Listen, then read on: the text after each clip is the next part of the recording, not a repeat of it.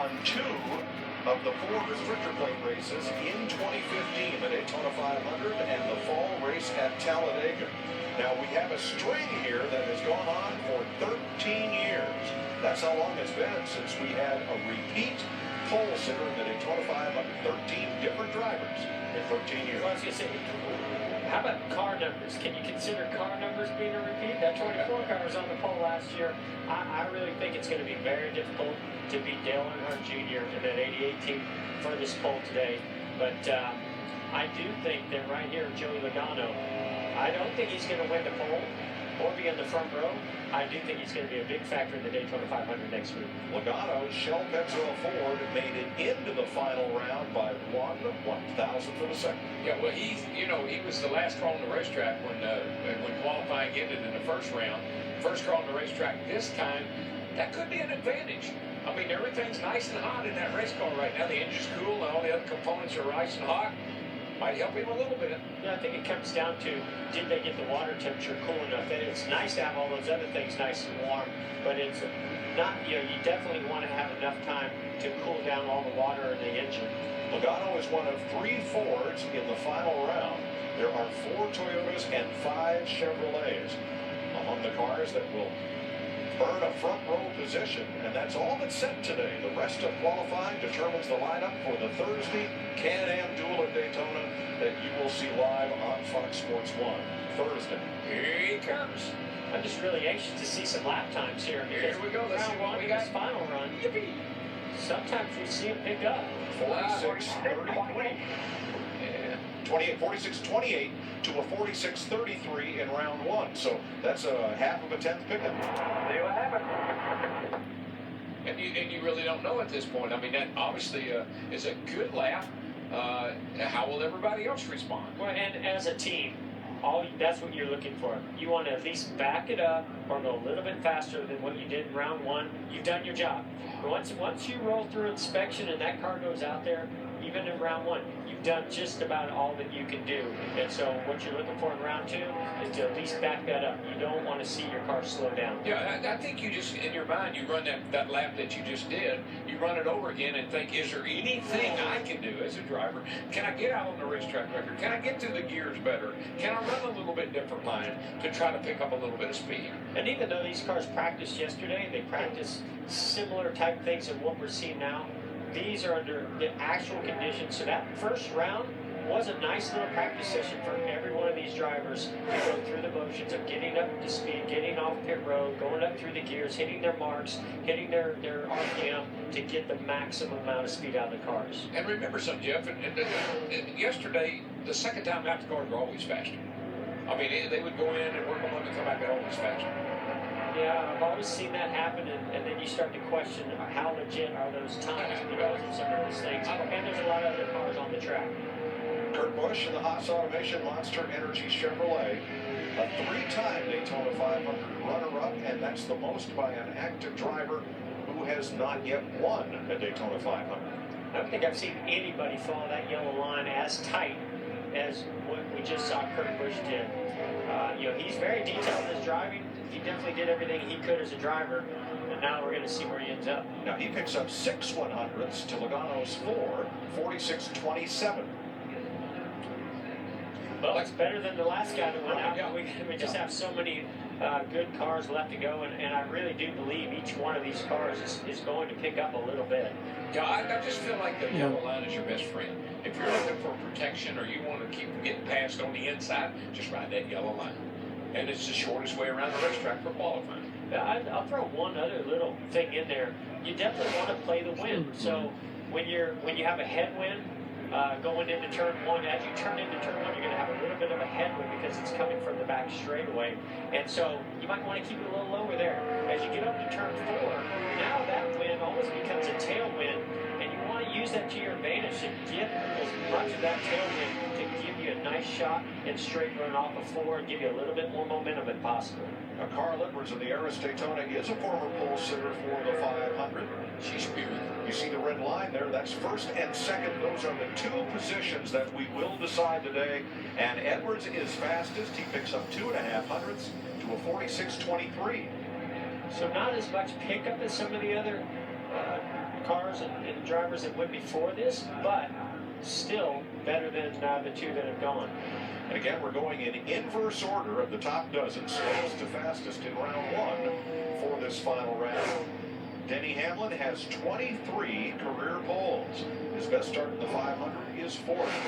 In theory, they should get faster as they go. Yes. In theory. Probably not a lot, but it should. Every car that goes out should be a little bit quicker. Yeah, and again, this goes back to those crew chiefs, and we talked about drivers and the little bit of things that they can do with their line. It could have a little bit to do with guessing the win as well. I see the flags kind of pick up right now as Denny Hamlin heads into turn 3. All those things can have a small factor. We saw where he didn't really pick up down the back straightaway, and he's tracking his 3rd right now. It could have just been that win. It is. If you look at the flag, Jeff, it's starting to turn a little bit down the back straightaway, which would hurt your speed. As you go down the back, help you in the front. Down the back, not so much. Denny Hamlin runs right on top of his round 1 speed at 46.267. And He's with 266. These teams actually have a lot of software that they'll go back and look at after the qualifying session, and will show them exactly when the wind gusted and where they were at on the track, and will tell them if that was a factor in their lap. So Ryan Blaney, one of the rookie contenders for 2016, driving for the storied Wood Brothers, and there's been a lot of discussion on social media about why the Wood Brothers did not receive one of the 36 charters issued to full-time teams. And we learned in a meeting today, back in July, the cutoff was decided of the look-back period for when a team ran full-time, and it was the start of the 2013 season to the middle of the 2015 season. That's when the 36 chartered teams were determined, and the Wood Brothers had not been full-time. So as of then, they knew they would not receive one of those charters. Look at this thing coming to the line, and again, I think it might be the win factor. 46.21. That's a pickup of 4 100ths. And the rookie, Ryan Blaney, is fastest. Look at the times. Like we said, to get a 21, a 23, a 26, a 27, and a 28. And that's just a great boost for that team and for Ryan Blaney coming into 2016. So we know it's going to be an amazing rookie battle this year between him and Chase Elliott. But at the same time, they want to get off to a really positive start, and that's a great way to do that. Jimmy Johnson is one of 4 drivers who can break that 13-year string that goes back to Johnson's first pole in 2002. He also won it in 2008, so he's the last repeater among active drivers on the pole winner list. And look where that tracker is, all the way to the left. And we had this little in-car shot there of Jimmy's hands, and he is absolutely trying to not move his hands, not turn that wheel any more than he has to. Kind of let that car have its head smooth, don't juke on the wheel, come to the line, right on the bottom, bam. Fastest at a 46.19. That's a pickup of 2 100ths of a second. 19, 21, 23, 26, 27, 28. Jamie? And Carl is one of the, well, every driver has picked up since the first round. Carl, are the conditions a little bit different, or is it something you guys learned that you changed the second time? I don't know. You know, the wind is such a big factor, and the sun, and how much you hit your splitter, and all that stuff. But our Harris Toyota is good, and Dave and I are having a good time. Glad I beat Denny at something this weekend so far. No, we're just having a good time, and now we'll go race in the qualifiers, and hopefully get this thing tuned in. You know, after last night, I'm real excited about racing the 500. I learned a lot, and just having a good time. Let's talk. Carl Edwards, 3rd right now. Talking about the Sprint Unlimited last night, which was won by Hamlin. Here's Austin Dillon. 4 times, car number 3 has started the Daytona 500 from position 1. It was a Ray Fox Chevrolet driven by Buddy Baker, and then the RCR Richard Childress Chevys. Ricky Rudd, Dale Earnhardt, and Austin Dillon have won 500 poles. Not today, though. Austin Dillon is 3rd, 46.23. That's the first car to fall off from his round 1 time. 3 100ths of a second is the difference. Yeah, you know, every team does it just a little bit different, or has a way of going about cooling the car down, maintaining those temperatures. It could be a winning win versus in the first round versus the final round.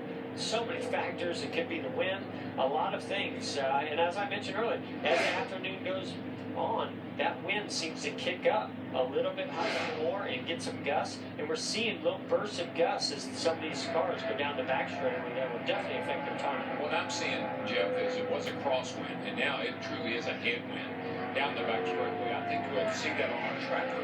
Cars aren't picking up down the back like they did earlier. Maybe they're picking up a little bit more heading down into turn one, but definitely got a headwind. Ricky Stenhouse for Roush Fenway Racing. Crew Chief Nick Sandler. He has one career pole, looking for his first Sprint Cup win. Right now, Ford has the outside front row with Ryan Blaney. Stenhouse is fastest, 46.12. He picked up 6.5 hundredths. That's a nice job right there. 195.12 miles an hour, 46.12. Nice run. I mean, that to me is that's your goal right there. You want to pick up 600 or 700 hundredths from that first round to this final round, and they did exactly that. Fantastic job. That's going to pay off. Only the front row locks in today, and right now it's a Ford Chevy front row with Ricky Stenhouse and Jimmy Johnson. The man on track trying to change that in the M&M's Toyota is Kyle Busch. He has one pole on a restrictor plate track, that is Daytona or Talladega, Alabama, and it came here in July of 2013. Losing a little bit as they get into turn 3, as we're seeing with some of these cars. As we're watching the 18 coming to the flag, I watched your man, Casey Elliott, take off out of the pits, and I swear he could have made some better time. He stayed on the bottom too long. Looked like he should have jumped out there and got up next to the wall immediately. See if Jimmy Johnson can hold on to that front row spot. No, Kyle Busch takes it away. 46.10, a pickup of 2 100ths, and it's now a Toyota Ford front row. I know Chase said he felt like he didn't leave the pits well. I just was watching him because of that, what he said, and he took too long to get out next to the wall. I think he could have hopped out there a little quicker. Might have made a bit of a difference. So here's the Napa Chevrolet, the number 24 from Chase Elliott of Dawsonville, Georgia. Now the 24 doesn't have quite the history of the number 3 at Daytona, but it started on pole twice, both with Jeff Gordon at the wheel. And these next 3 cars, Chase Elliott, Matt Kenseth, and Dale Earnhardt Jr., to me, these are the cars that are really battling for this front row and for that pole position. We see Chase with a really nice pickup. This is the best pickup I've seen so far.